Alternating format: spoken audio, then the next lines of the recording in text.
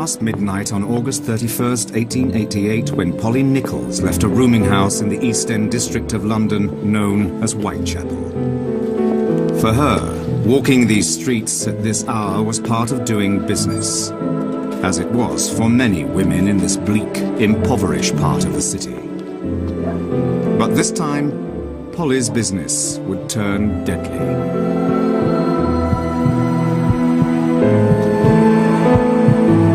Somewhere in the darkness, she met a knife-wielding stranger with a ruthless motive. This stranger would kill repeatedly during the next 10 weeks, always suddenly, always silently. And with each victim grew a murderous legacy that spread suspicion, fear, and panic. And even now, arouses fascination.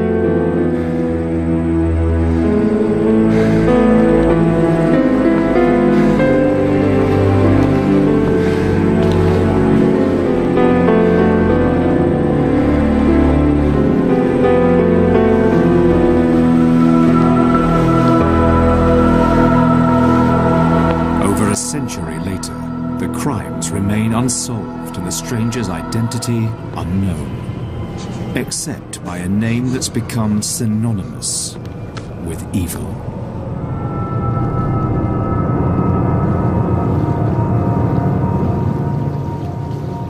The discovery of Polly Nichols' body at 3:40 a.m. in Bucks Row was in itself no cause for panic in the East End of London. Crime was an everyday fact of life here, and women were not uncommon victims. Working class women were no strangers to violence. The East End was a rough place. Working class marriages were often abusive. Yet this killing did not have the look of a domestic dispute gone wrong. What set it apart was its savagery. The murderer made 2 deep cuts along Polly Nichols' neck, nearly severing her head from her body. She'd also been badly mutilated, with jagged incisions leading from her groin up to her breastbone. Still, even with a corpse, an approximate time of death, and knowledge of the weapon, the police had little to work with. Their inquiries produced no motive, no eyewitnesses, and no suspects. Within days, the search for Polly Nichols' murderer reached a dead end.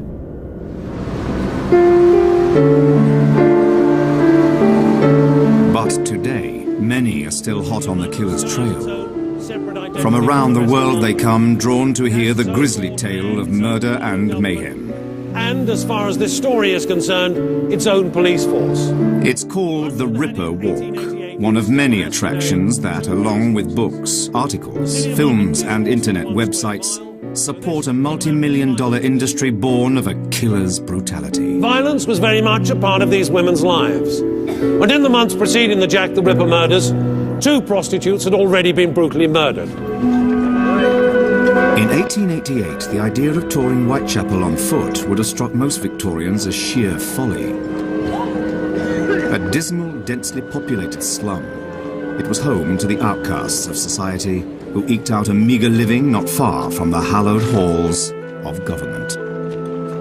The East End was London's poor quarter, and it was also the area identified with poverty and social problems. Life was hard.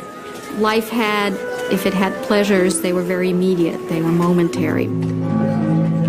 The presence of such squalor in the celebrated capital of the British Empire deeply troubled Victorian author Thomas Henry Huxley.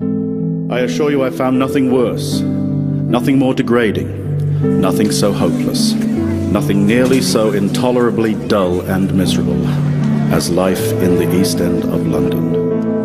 You've got to sort of look at the East End as sort of a maze of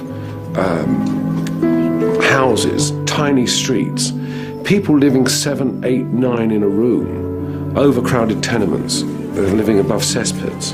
The children, 55% of them are dead before the age of 5. The women, they can't get work, so they prostitute themselves. East End prostitutes earned very little. It was a very shabby kind of prostitution, perhaps in a lodging house, often sexual encounters in the streets. So notorious was the area, it was known as the evil Quarter Mile. Now that same Quarter Mile draws amateur sleuths and curiosity seekers who walk many of the same streets and see many of the same sights as the world's first widely known serial killer. Most of the Ripper's victims were women in their 40s who, for one reason or another, had abandoned lovers, husbands, boyfriends, families, and taken a living on the streets.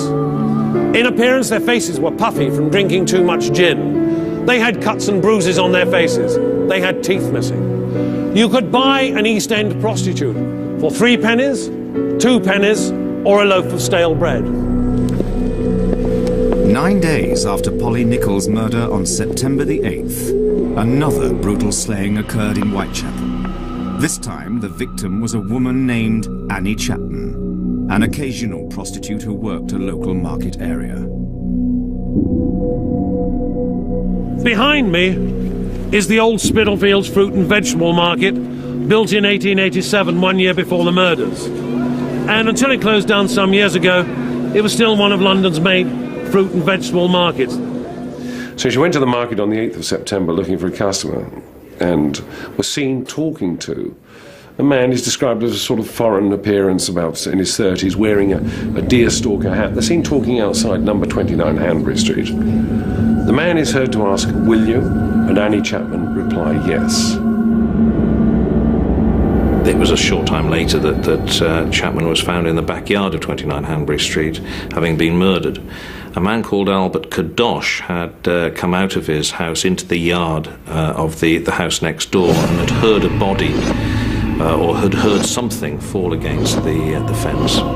There's little doubt that she was killed by the same hand that killed Nichols. She'd had her throat cut, she was disemboweled. While Chapman's death was more violent than Polly Nichols, the police were convinced the 2 killings were the work of the same person. Yet, given the evidence-gathering methods of the time, investigators were limited in their options. Police can do very little except draft in extra reinforcements. It's hard to recognise now sort of how little in the way of scientific evidence the police would have been able to collect. You didn't have fingerprints, you didn't have blood groupings, you didn't have DNA. Just 8 years before the murders, Scottish physician Henry Faulds published an article on the value of finger impressions as a means of criminal identification. Yet the use of what today is called fingerprinting and other now standard tools of detection was still a long way off. It's going to be another 14 years before you get the first fingerprint conviction. Similarly, in 1888, the difference could not be told between animal and human blood. So you could have a situation where the murderer could be standing here and the victim could be lying there. The murderer could be covered in the victim's blood. He could have left his fingerprints and handprints all over the murder scene. With the state of scientific knowledge that existed in 1888, there was no way you could put the two together. The murderer has quite literally got to be caught in the act of murder. As it was, they were stuck with applying the lessons that had been used for a long, long time, which were look for witnesses, act very quickly at the scene of murders, knock on doors. Get off your backside and knock on doors is an old adage of detectives that's been about for a long time. What they relied on mostly was eyewitness accounts, and as we know now, those can be very misleading. Misleading indeed. While there were no eyewitnesses to the killings, there was no shortage of informants. Descriptions of suspicious individuals in the vicinity of the crimes often led the police in different directions. I think he was wearing an overcoat, but I cannot be sure.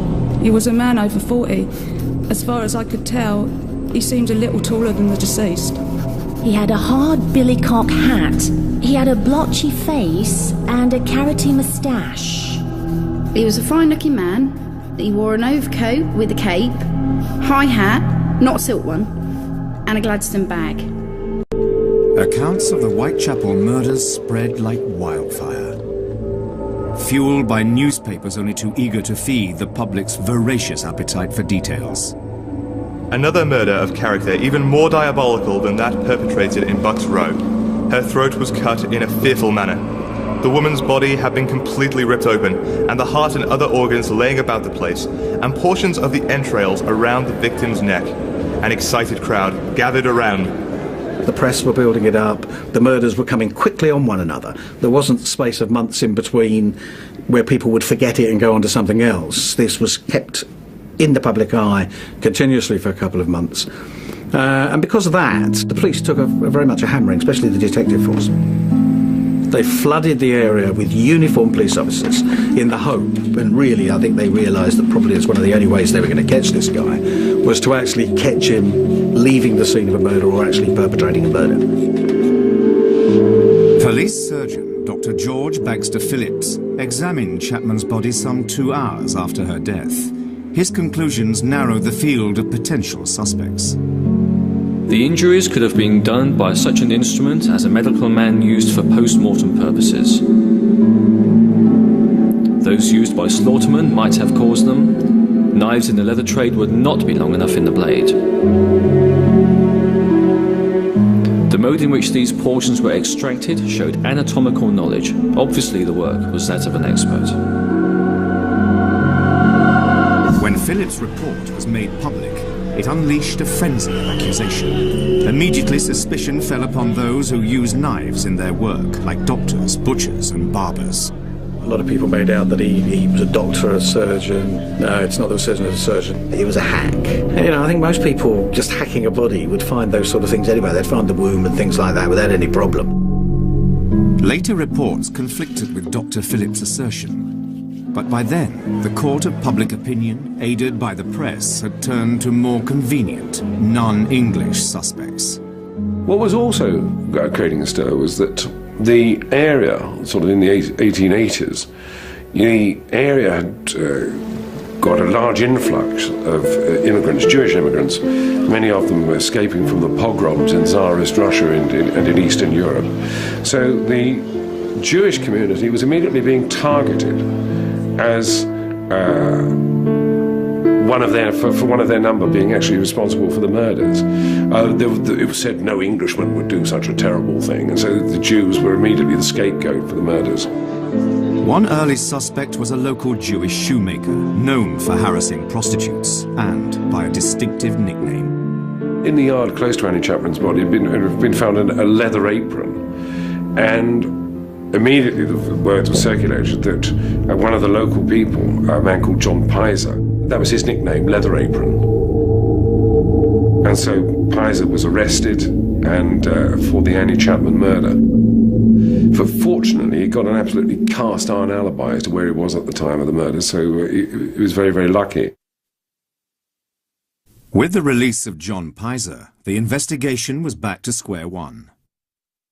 The Whitechapel murders fell under the jurisdiction of Metropolitan Police Commissioner Sir Charles Warren. His Assistant Commissioner for Crime was Dr. Robert Anderson, who picked Chief Inspector Donald Swanson and Detective Inspector Frederick Aberline to head up the investigation. Overall charge of the investigation was given to Chief Inspector Donald Swanson. Now, he is often described as the office man in charge at Scotland Yard, but he did in fact go out and do some inquiries himself, so he was very much part of the investigation as well as overseeing it. Aberline was an ex-watchmaker, very meticulous man. He was into surveillance, and there's a fair bit of evidence that they disguised a lot of detectives out on the ground. And also you had the vigilance committees on the street and private individuals who thought they were going to catch the murderer on the street. The vigilance committees were made up of local residents frustrated by what they saw as the police's lack of progress. Among them, George Lusk headed Whitechapel's most prominent vigilance committee. He was a vocal critic of the investigation who would later play a more direct role in the case. Then, on September the 27th, a startling development. Now, 19 days after the second murder, a letter arrived at the Central News Agency. Dear boss, I keep on hearing the police have caught me, but they won't fix me just yet. I have laughed when they look so clever and talk about being on the right track. That joke about Leather Apron gave me real fits. I'm down on whores, and I shan't quit ripping them till I do get buckled. Grand work the last job was. I gave the lady no time to squeal. How can they catch me now? I love my work and want to start again. You will soon hear of me with my funny little games. I saved some of the proper red stuff in a ginger beer bottle over the last job to write with, but it went thick like glue, and I can't use it. Red ink is fit enough, I hope. The next job I do, I shall clip the ladies' hairs off and send to the police officers, just for jolly. Wouldn't you? Keep this letter till I do a bit more work, then give it out straight. My knife is so nice and sharp, I want to get to work right away if I get a chance. Good luck. Yours truly, Jack the Ripper.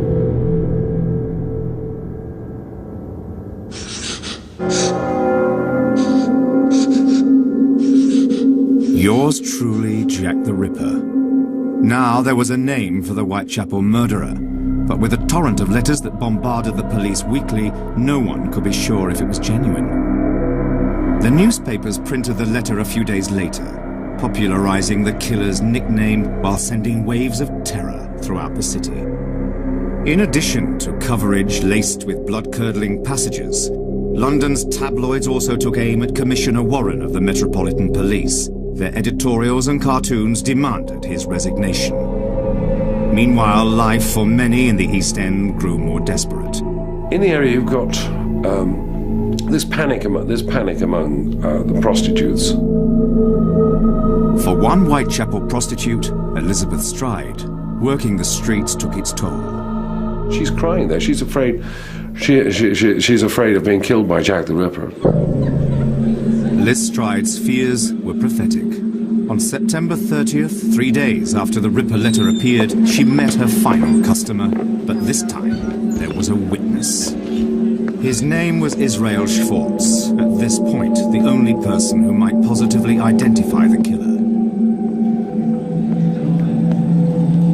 Schwartz said he saw a person struggling with quarters to 1 in the morning. Saw him struggling with the lady who he recognised, identified as Stride. She was thrown to the ground. She cried out about 2 or 3 times. And Schwartz at that point had walked on, then he saw a man who was threatening, or he thought was threatening, and he ran away. Stride's body was found a short time later, just off Berner Street. Her throat was cut, but there were no other mutilations. The Stride murder is different from the other Ripper crimes in as much as he didn't mutilate the body. But there are a number of reasons for this. One, the most popular explanation, is at the arrival of a man called Louis Diemschutz, who'd been away at a market that day, and he arrived back with his horse and cart and discovered that he was the man who actually discovered the body. It's thought that his arrival, that the Ripper was probably hiding in the shadows somewhere and then made his escape whilst there was all the confusion going along following the discovery of the body. The killer fled west a few blocks, encountering another woman outside a nearby church. But of course, in 1888, all the traffic was horse-drawn and moved at a much slower pace than it does today. So this made the street in front of this church a good place for the prostitutes to pick up customers. The only problem was that if the prostitute stood still and didn't keep walking about, then she could be arrested by the police for soliciting. So what the prostitutes did, and this is why I referred to this church as the prostitutes' church, they used this church like a traffic roundabout. If you can imagine long lines of prostitutes going round and round and round the church. On the other side of the street, not far from this church, Catherine Eddowes was picked up by Jack the Ripper. Eddowes was seen at 1:35 a.m. talking to her killer with her hand on his chest. Within 10 minutes of last being seen, Catherine Eddowes was dead. At 1:45 a.m., a police constable found her mutilated body in Mitre Square, only a few hundred yards from the church. The face had been slashed down both cheeks. There may have been an attempt to cut off one of her ears. One of the cuts had gone through the tip of her nose, which dropped off into the clothing when the body was picked up. The throat had been cut back to the spine. The clothes had been pushed up, forced up, the insides lifted out and dropped over her right shoulder. And nobody had seen or heard a thing. Not the policeman on the beat, the policeman and his family there, the night porter there, or the witnesses out there. Now remember, this is the second killing in 40 minutes. The pair of killings will become known as the double event. The double killing is believed to have occurred because he was so psyched up after the first killing, he hadn't time to complete what he'd wanted to do. Police were certain the Ripper had committed both crimes because of their proximity and an eyewitness, Israel Schwartz. He saw them fight, and he saw the guy hit Liz Stride, and she fell to the floor with a scream. And then 15, 20 minutes later, she's found dead. From my point of view, and from most people's point of view, that's important because if you think it's possible that Liz Stride was attacked by two people that night, within 15 minutes of each other, the chances of that may be a little remote. In addition to an eyewitness, the police found something more. The Ripper this time left what is probably the only clue he ever really did leave. A couple of blocks to the east of Mitre Square, he threw a piece of blood-stained apron into the doorway of numbers 108 to 119 Galston Street. This was Edo's apron, so it was definitely thrown down by the killer. Above this piece of apron, on the jamb of the door, was written a message in chalk: "The Jews are the men that will not be blamed for nothing." Now, many argue that this was written by the killer. And there was, again, an upsurge of anti-Semitic feeling. And it, to such an extent that the chief rabbi in London at the time had said to all Jewish people, this is a time that we must play a low profile. We don't really want anything brought to attention for people to seize on Jews being the cause for this. The anti-Semitic climate in the community led Commissioner Warren to make a questionable investigative decision. Detectives were stationed by this doorway so that a photograph could be taken of the message once it was daylight. But now the incredible happens. The Metropolitan Police Commissioner, ex-Army man Sir Charles Warren, orders the message to be rubbed from the wall without any photographs being taken of it. When the detectives protest and ask why, well, says Warren, there are lots of Jews living in this area. This could be an incitement to race riots. Well, I think the erasing is a move of mammoth stupidity, considering that they did have cameras at the time and they could have, they could have photographed it if it was relevant, and I suppose out of its erasing has arrived the great conspiracy theories. I think I rather agree with some other commentators of the time, or later, that there was massive amounts of graffiti about, so it may mean absolutely nothing. As for the piece of apron, the only real benefit that has to us, the only real clue that it provided, is that it shows the direction that the Ripper left when he left from Mitre Square. It shows that Jack the Ripper was heading back into the East End of London. He wasn't heading into the wealthier city. And that's really the only clue that the apron provides us. It shows us the way that the Ripper was moving and the probability of where he was living, or at least where he was trying to make his escape to. Police surgeon Dr. Frederick Gordon Brown performed the autopsy on Catherine Eddowes. The peritoneal lining was cut through on the left side, and the left kidney carefully taken out and removed. To have removed the kidney and to know where it was placed, such a knowledge might be possessed by someone in the habit of cutting up animals.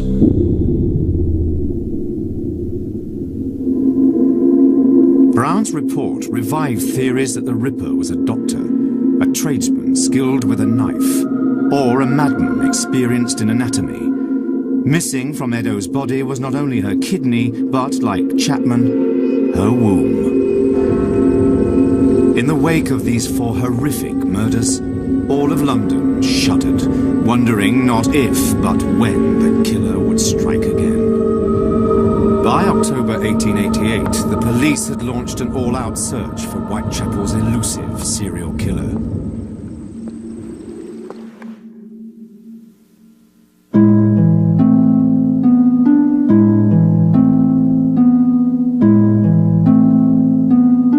Following the double event, police patrols in the area increased dramatically with undercover detectives, some disguised as women working the docks. Police also posted warnings for women to stay off the streets. But for the East End's prostitutes, this was hardly an option. For the women who kept going out on the streets, for those casual prostitutes, life was already a gamble. They were living on the margins economically.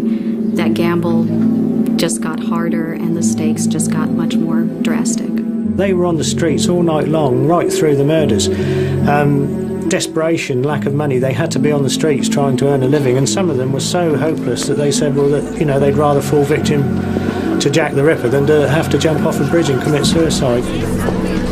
The murders are concentrated in a very, very tiny area, and there was an absolute terror in the Whitechapel and the surrounding districts. You have this enormous petition put up from the women of Whitechapel, 40,000 women petitioning Queen Victoria, you know, sort of to get something done about the murders. The Queen responded to the petition by contacting the police authorities and writing a letter to the Prime Minister. This new, most ghastly murder shows the absolute necessity for some very decided action. All these courts must be lit and our detectives improve. They are not what they should be. So, as we went through this, it became very, very serious very early on. Because probably you know to a certain extent that questions were being asked in Parliament, and Queen Victoria got involved, the monarch at the time. It was asking questions, and government nearly fell on this. In a last-ditch effort to counter mounting criticism, the police consented to using bloodhounds in the investigation. Commissioner Warren volunteered to play the fugitive during a test manhunt in Hyde Park. Unfortunately, the dogs were unable to follow his scent, and the failure heightened the public's ridicule. Then, on October the 16th, the gruesome case took a ghoulish turn. George Lusk of Whitechapel's Mile End Vigilance Committee received a small parcel in the mail. Inside it, a piece of human kidney and a letter addressed, "From Hell." Mr. Lusk, sir, I send you off the kidney I took from one, preserved it for you. T'other piece I fried and ate. It was very nice. I may send you the bloody knife that took it out, if you only wait a while longer. Catch me when you can, Mr. Lusk. There was no certainty the kidney came from Catherine Eddowes' body. The newspapers reported that a doctor of pathology at London Hospital confirmed it came from a 45-year-old woman who suffered from Bright's disease, a condition brought on by alcoholism. The pathologist's description of the remaining kidney in Eddowes' body was that it was pale, bloodless and congested at the pyramids, which in fact was a sign of Bright's disease, but that's the only indication that it may have existed. And Bright's disease was quite common, so I don't think too much can be read into that at all. There's a lot of argument about it, but the general consensus seems to be that yes, the piece of kidney was genuine. She suffered from Bright's disease. This piece of kidney matched up with the fragment inside Catherine Eddowes. So if you accept the kidney is genuine, you have to accept the letter as genuine. And if you accept the letter as genuine, then the letter is unsigned. There is no name of Jack the Ripper. So possibly, presumably, the murderer was rejecting that identity that was being put on him by the papers. Experts then and now have debated which of the letters, if any, is authentic, but they do agree on one thing. Searching for a killer who targets random strangers is a daunting investigative challenge, even today. We're very fortunate. This is why the police officers in those days had a far harder job than police officers today. We have got professionals to help us. We can go, to the FBI or have our own people do offender profiling and come up with a profile of what the guy will look like and how he will act, etc., etc. During the late 1880s, in the wake of Darwin's theory of evolution, criminology linked human behavior to biological factors. Distinctive physical traits and facial features were believed to reveal criminal types who were seen as more ape-like creatures, not as fully developed as most humans. Research into this area probably did little more than reinforce prevailing ethnic stereotypes and prejudices, and it likely had the police and the public looking for the wrong man. In fact, what might have served the Ripper best was a deceptively ordinary appearance. one that would not draw attention during a time of great fear and suspicion. Today, behavioral scientists called profilers go beyond physical characteristics to unravel the twisted motives of the killers they pursue. Profiling is the study of an unsolved crime of violence with the goal of arriving at characteristics and traits of the unidentified offender. Age, race, marital status, arrest history, educational history, that type of thing. The purpose of a profile is not to identify a particular person, but rather to identify a personality type. A century after the murders, the FBI's Behavioral Sciences Unit constructed a psychological profile of Jack the Ripper from evidence available at the time. We had available to us the autopsy reports, photographs, crime scene sketches, a map of the area in which the crimes had occurred with the location of each of those crimes. We also had, most importantly, the victimology. The people who were, in fact, the victims of Jack the Ripper, we had their history. They were all prostitutes. They were all derelicts, alcoholics. They all lived in the same vicinity. They were all mutilated in a very, very similar manner. If you accept this guy had a pathological hatred of women, maybe that is what he would take. That is what he would see as, you know, the thing that a woman's got and a man hasn't. So maybe he if he hates women that much, the uterus and the womb is the thing he will cut out, because that defines a woman. By mutilating the victim, he in a sense neuters her, he desexes her, and she's no longer something to fear. And he also has that opportunity to carry out all of his anger, which is primarily directed toward women. Jack the Ripper is motivated by anger and a sense of fear toward women. As vicious as his killings were, there's no evidence that the Ripper raped his victims. In order to be a sexual crime, one does not have to commit rape or any type of recognizable sexual assault. Jack the Ripper's crimes were sexually motivated. When we profiled Jack the Ripper, we profiled him as being an individual who was a white male, late 20s to mid-30s, an individual who was an inadequate person, an individual who was a loner, preferred his own company to the company of others. The FBI categorized the Ripper as a disorganized killer, one whose methods are erratic and impulsive. We thought that because of the locations where he committed 4 of the 5 crimes. They were outdoors, they were on the streets or in a courtyard, a very high-risk crime. In other words, whoever this person was almost oblivious to the risk. All the bodies were quickly discovered. So there's not a great deal of planning that went into those crimes. All of those things told us that we were not dealing with a rocket scientist in this case. We said that he lived right in that location. He was very, very comfortable with those crime scene locations. Very, very comfortable because, as I recall, in one case, a police officer walked by and saw the victim, came back 20 minutes later, and the victim was found dead at that same location. Others believe the Ripper fits the description of the organized offender, citing his ability to engage his victims, the consistency of his methods, and the fact that he left few clues.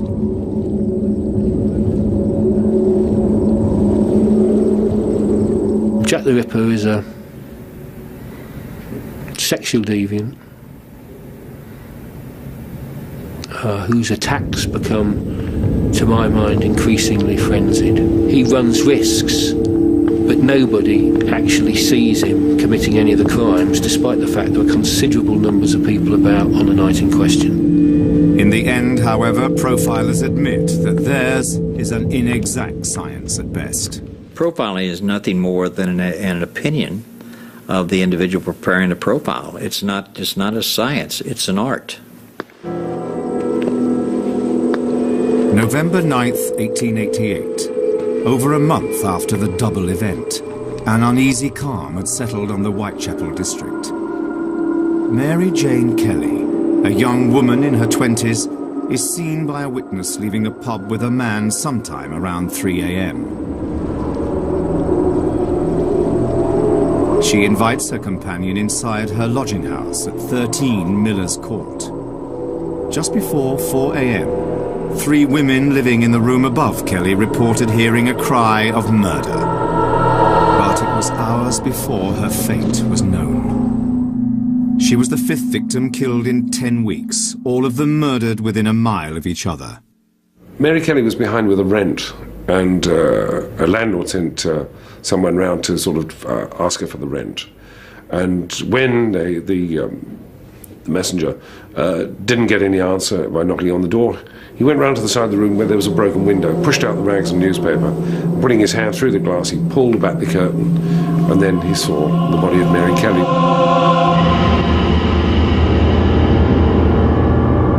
It was a total evisceration of the body. He'd severed the head from the body. He then skinned the face. He'd opened it from the throat to the groin, from the knee to the groin was opened up.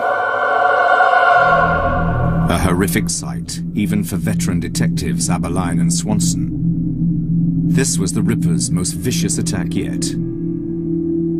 In victim number 5, for the very first time, he had a private environment. The victim took him to her flat. And at that point in time, he was not going to be disturbed. So he could engage in every type of deviant, lustful desire that he had without the possibility of being disturbed and without any time constraints. From those sort of killings, once you've done one kind of rip and done one thing, then it gets no thrill for you. You've done it. So each rip gets worse than the one before to get the thrill and the sexual thrill out of it. Political pressures and the strain of the Ripper murders weighed heavily on Commissioner Warren. The day before Mary Kelly's killing, he resigned his position. Assistant Commissioner Robert Anderson remained on as supervisor with Detectives Swanson and Abberline investigating, but police efforts seemed hopelessly thwarted. In a desperate attempt to find Mary Kelly's killer, government authorities offered a pardon to anyone supplying information leading to the apprehension and conviction of the murderer. Now that indicates that they thought that more than one person was involved, or that somebody had information about it. It's a very odd move to make, to go to the Home Office and for the Home Secretary to issue a pardon in advance to a co-conspirator. The pardon offer went unanswered, and for weeks nothing happened. Then, the murders stopped. Just 3 months after Mary Kelly's death, the police reduced their patrols in Whitechapel. The interesting thing for me is the murders stop, but in less time than the time between 2 of the murders in the middle of a series, the whole inquiry has stood down. So I think the cops obviously knew something that we don't know. It was police policy not to release information about unsolved crimes or the progress of ongoing investigations. But as a result, it opened the door to many theories, some wildly far-fetched, about the identity of the Ripper. These theories started in 1888 and they've been going ever since.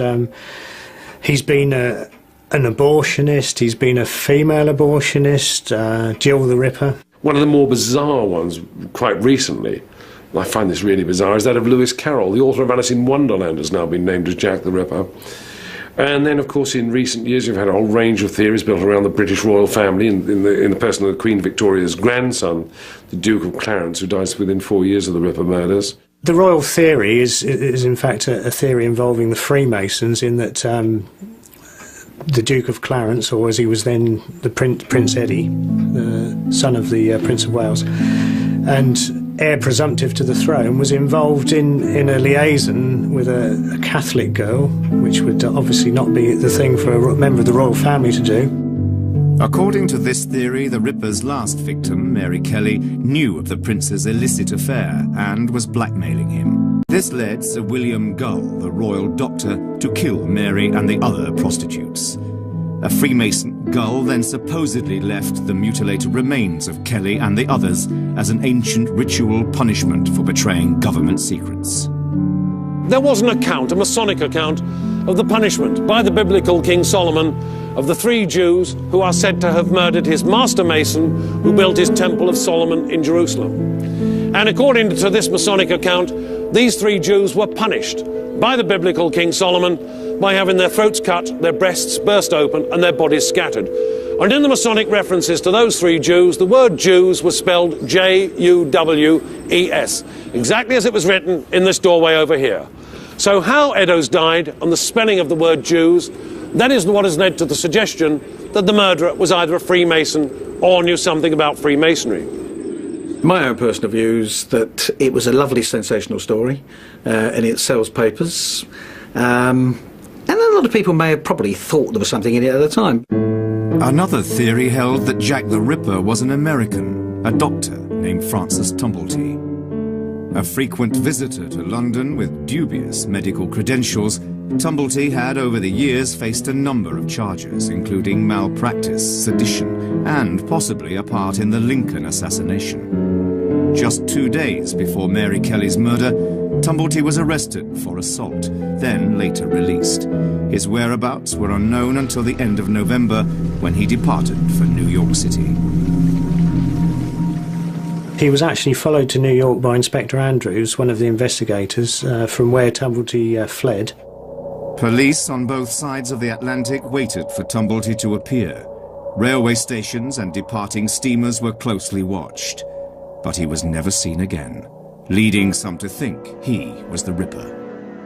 I think there are lots of reasons that make him a good suspect. I think it was given some credence when Wynne Baxter, the coroner, summed up at the inquest on Chapman and said that an American doctor had been trying to buy wombs from one of the London teaching hospitals.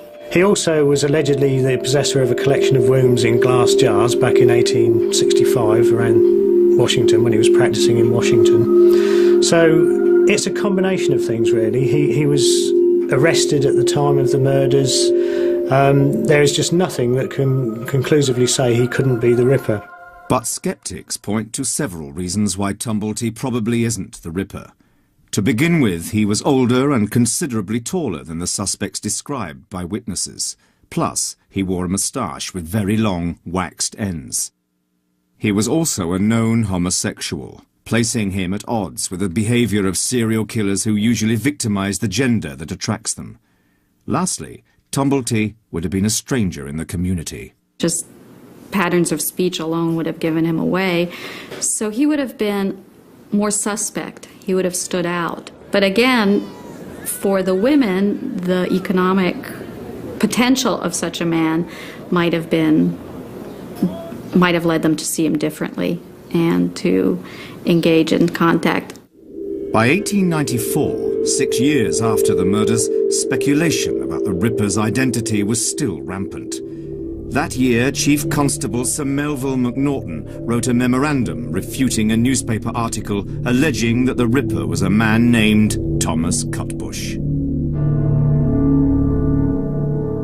He claimed Thomas Cutbush had been interviewed by police officers and totally exonerated, and he couldn't possibly have done the murders. As he went on, he said not only was Cutbush nothing to do with this at all, he said, I can name 3 top suspects that the police officers at the time, 6 years previously, considered far more likely to have been Jack the Ripper.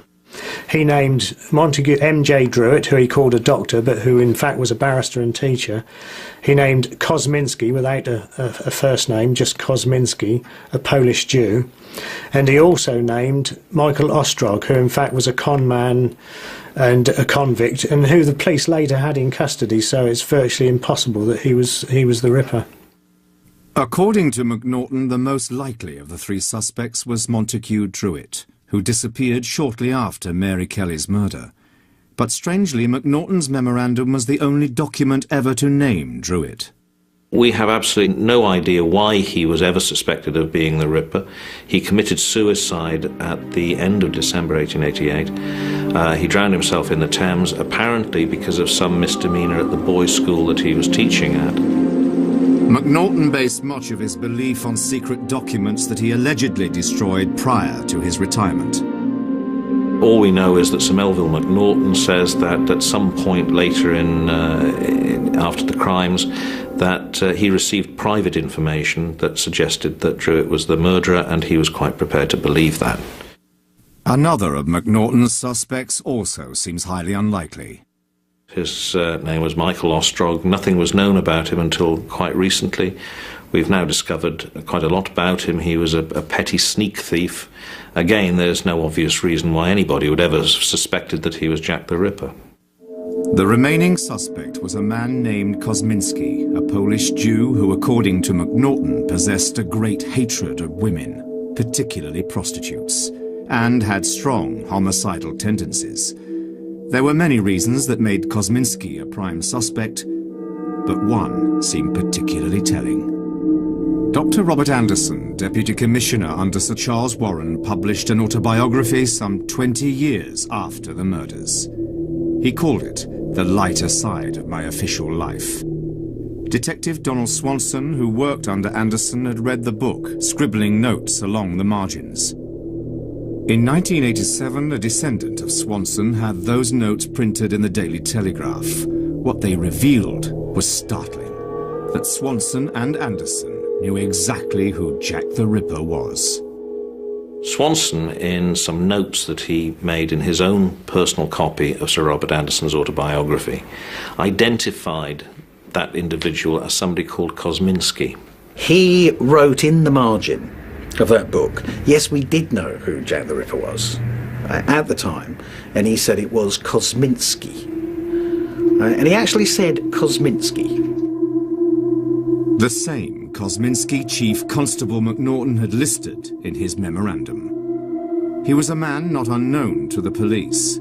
Shortly after Liz Stride's murder, Israel Schwartz identified Kosminski in a police lineup. But there was a problem. Schwartz refused to testify against him. Schwartz identified Kosminski as the man he'd seen that night.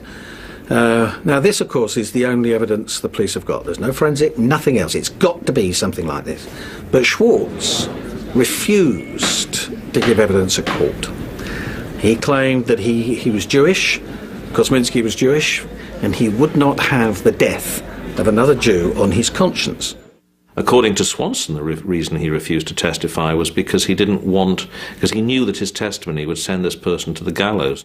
Without that testimony, police had no grounds to hold Kosminski. He was released into the custody of his brother, who lived in Whitechapel, who looked after him. And he was then, according to all the police records, he was watched continuously. And they followed him 24 hours a day through the East End of London. No more murders ever took place, and then sometime later he was taken from the home, taken to a mental institution, and spent the rest of his time there. A fairly thorough search of asylum records has shown that there's only one Kosminski who was committed to an asylum, and he was committed to Colney Hatch Lunatic Asylum, and his name was Aaron Kosminski. There's only three ways this is going to end, isn't there? It's either the person goes abroad, they die, or they're incarcerated. But all aid was stood down to the East End of London at Christmas 1888. Now that tells you that the police officers then were pretty sure they knew who Jack the Ripper was. To actually cancel all the aid at that early, only a month, 6 weeks after the last murder, tells you they knew, they were convinced, absolutely convinced, that they knew who Jack the Ripper was. Yet if the police did know the Ripper's identity, why they didn't publicise it becomes another mystery. Speculation has continued for over a century. But there are some who see only one likely suspect. In 1888, they looked at Ostrog, they looked at Druitt, but they were convinced it was Kosminski. Now, people would come up with all different things, but as I said before, if it was good enough for the investigating officers at the time, it's probably good enough for me 110 years later. And there's no doubt, since then, as far as I'm concerned, from my point of view, from a policeman's point of view, all other suspects would go out of the window.